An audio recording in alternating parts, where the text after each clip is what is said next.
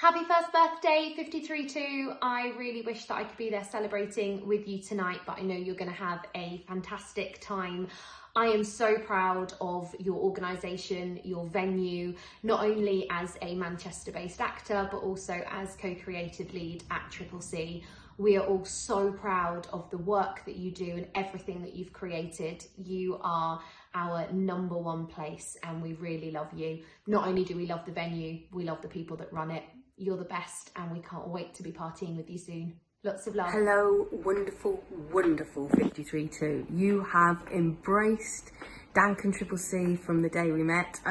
Now you're in an entirely step-free building. I mean, who else has ever done that much? It's just phenomenal. I just think, I love your building, I love your ethos, I love the creative vibe as soon as you get in there, and just happy first birthday. On January the 4th, 2021, after a year of uncertainty and hiatus, 53-2 signed a 15-year lease to take over Arches 18 and 19 Watson Street. Stunning Victorian brickwork arches laid empty for over 2 decades. The team at Care Interiors had their brief: utilitarian, obviously accessible, and of course, on budget. The bricks were steam cleaned and leaks were tanked. The floors taken up and drainage put in place. In fact, at points, somehow it looked a lot worse than when we'd actually started. Eventually, after 2 or so months, Arch 19 started to look less like a garage and more like an actual bar, even retaining some of the 150-year-old features. We had help from our awesome community and dear friends, many of whom were, of course, just there for the costume. Everyone was put to work. Lastly, as the floor set, Liam Hopkins of Lazarian laid his stunning art installation Lines of Thought, following the footsteps of those Mancunians some 150 years ago and projecting the future footsteps of our friends. The doors were closed, windows were covered for the big reveal, and we set about finding our incredible staff team. BSL training took place, imperative to ensure we were inclusive. Brightside gave us shiny pumps and bloody lovely beer, and Albion made sure the doormat was comfy. Steve Everett, which was nice. The finishing touches were added before we invited our brilliant friends and mentors, CCC and Dank, for a first look. On May the 27th, 2021, we opened our doors and quickly learnt the skill of enjoying ourselves at work or at play while seated. Despite these obvious troubles, Arden were the first in the theatre with an awesome show, closely followed by our own modern-day Greek tragedy, England.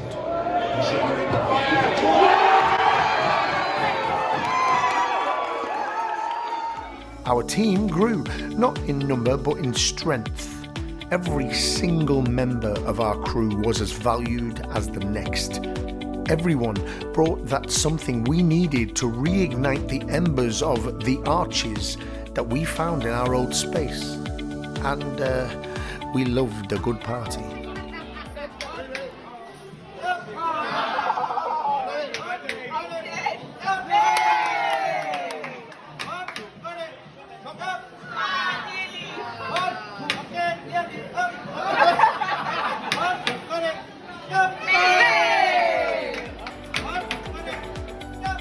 Slowly, we crept towards normality in the arches with hires, shows, screenings and more, always with access and opportunity at the heart of what we do. In October 2021, the Community Media Crew Group staged a play here at 53-2 called Anything Can Happen in the Next Half Hour. The cast was made up of 20 people with mixed abilities, Downs, autism and other disabilities. It was absolutely fantastic. Don't shout at me! Never! You got an ugly face, you crap and you're fat! The The fact that 53.2 helped us stage the play, it was amazing, simply because it gave a boost to our actors, and one of our missions is to get casting directors to see people. As a result of 53.2 and the work we've done before them, we've got agents, all of us have got an actor's agent, and they're really good to us. One of our ladies was in the Netflix series The Crown. Your Majesty. One of the actors recently featured in season 4 of The Crown on Netflix as Princess Margaret's cousin who had a learning disability. Ben Moore has been on Britain's Got Talent Ident for McVitie's Biscuits. I love doing performing live, and I want to share all the people what I can do. And Kelly Cheney has been on Hollyoaks a couple of times, and she's doing the 3rd episode very soon. So everyone's overjoyed about the fact that a person with a disability is seen in public and on TV. Thank you so much to Simon, Naylor and all the staff who are amazing, and thank you for the facilities and helping us to set up, and indeed making it painless for me on the day. How often are actors with a disability on our screens in prominent roles? Well, today this group were showcasing some of the talent out there. Who's give you permission to be in here? It's my passion, and I want to do more of it because I enjoy acting. Put a bit of comedy in it and make people laugh and stuff like that. Then, our first Christmas and our 3rd advert with the amazing Triple C. Join me for last-minute rehearsals with the COVID carolers who are here in this beautiful, fully accessible arts hub and theatre, 53.2 in the heart of Manchester, where this advert is being premiered this evening. It was written by Andy Duffy. Tell me, what's the gist of the story, Andy?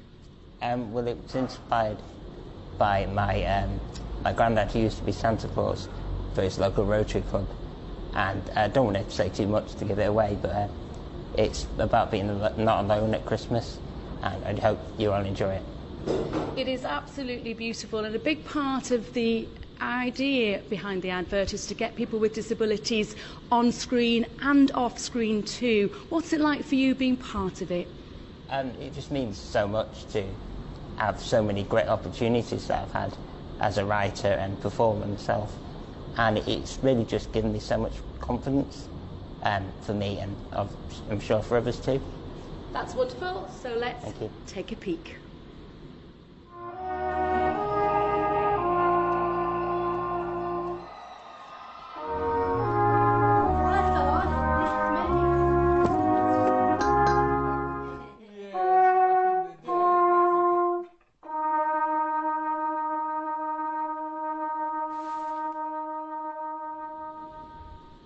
Well, with me is Melissa Johns, who helped create this advert with 53.2, and you've created the network with Cheryl Lee Houston. The whole aim is to encourage people with disabilities. You've been so busy lately, it's been fantastic to see. Is it making a difference? It's making a huge difference. We've always said that TV really can achieve change, and it has a responsibility to do it. So making this advert, we've got a team of people that are disabled and non-disabled, and that's the change that we need to see. And the main character, Sophie, is someone with Down syndrome, and she is go-getting, and that's what you want to change, isn't it? The narrative too.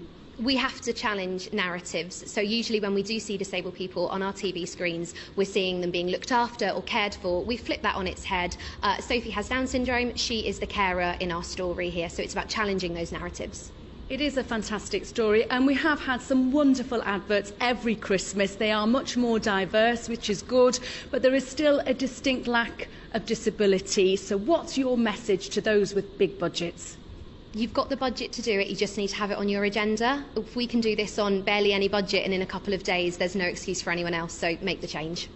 And briefly, this is the 3rd ad. You've been banging on with that message. Will there be a 4th, a 5th and the 6th? We want these adverts to continue for as long as possible, but hopefully out of celebration. We make them at the moment because we want to make change. Hopefully that change will be made, and we can just make them just to celebrate the talent in the room. Lovely to see you. Looking forward to the premiere. Celebration. Take it away, COVID carolers.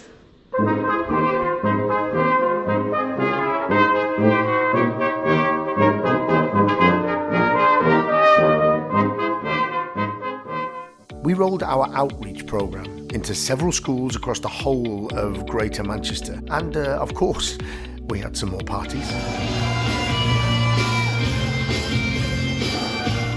Map 48 came back. We housed theatre, dance, music. Our associate artists, the brilliant Switch, held a global majority weekend festival, the first of several events planned. Arden returned with not one but 2 Behemoth productions from their second and third years. And did we mention the parties?